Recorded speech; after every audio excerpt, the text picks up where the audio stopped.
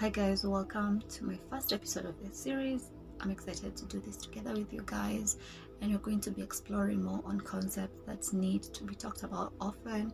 And this first episode, we are going to be talking about relationship is a universal concept. Everything exists in relationships, in all levels really: spiritual, mental, physical, emotional. They are all connected.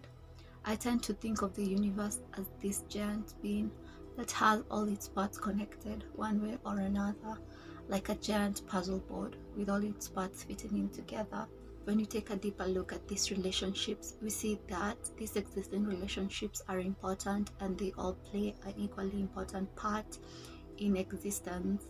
But as humans, with our perception, we tend to think that some relationships are more important than others, which in the deeper sense of things, it's just our perception. It's biased and it's limited. There's a concept I had a while back, I don't know where exactly I had it from, but it said that human beings are a center of the universe, implying that there are many of these centers that exist. So no matter what you want, desires you have in life, it's just the relationships that you need to forge. And I would aid you not just to form these relationships on the bias of wanting to attain something, but to be genuinely interested in forging nice relationships. And in essence, relationships are connections. So in order to forge meaningful relationships, you need deep connections, and these deep connections calls for authenticity. At the heart of authenticity lies the willingness to be vulnerable. Vulnerability is being open and honest about our emotions, thoughts, and experiences without fear of judgment or rejection.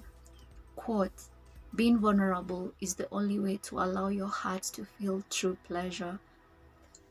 It's our true nature to be authentic and vulnerable, but as we all grow up, we experience circumstances and situations that leave us feeling that we're not enough, we should be some way, the way that we are has no place. So how we cope with this is that we start numbing our real self, or start pretending to be how we think is acceptable. But what that does, it just leaves us feeling lost and confused, because we sometimes meet people who aren't vulnerable to their true self, and we think you have formed a true connection that ends up not being that later on as we go on, and it bites us in. Or rather, sometimes we meet people who are truly authentic, and oftentimes they can sense that we are not. And since our true nature is still existence within us, despite us not wanting to pay attention to it, we oftentimes can sense their authenticity, but it's not reciprocated. They cannot sense our authenticity to ourselves, and they end up not respecting us, or even not wanting anything to do with us, or just forming a very surface level relationship. It leaves us confused and not knowing what really is happening. Of course, we are discussing this on a bird's view, so it's easy to make sense of what is really going on there. But when you're in the cycle, it's hard to tell, so it leaves us blind to the opportunities and the signs in our lives, maybe the desires that we want to attain, our goals, and not knowing what really to trust anymore. And it's at this point people usually think they have no control over the reality, their objective reality. So being vulnerable enables you to be with your true self, your source, your soul, who you really are. Quote, vulnerability is the birthplace of love, belonging, joy, courage, empathy, and creativity. It is the source of hope, empathy, accountability, and authenticity. If we want greater clarity in our purpose, or deeper and more meaningful spiritual lives, vulnerability is the path. Okay, remember how we talked about the universal mind earlier on? Everyone and everything is connected, right? And what happens is that when we are not being our true self, it's almost like trying to force a puzzle piece that has no place, and people usually sense that.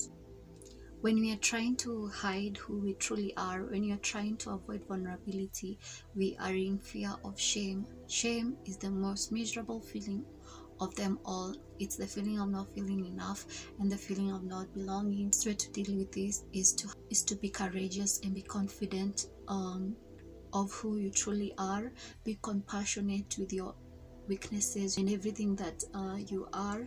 So oftentimes when you're vulnerable, people tend to respect us and admire us for our courage, and even if sometimes they don't agree with what we are or what we have to say, but they have an innate way of respecting what we are because they can sense that's really who we are.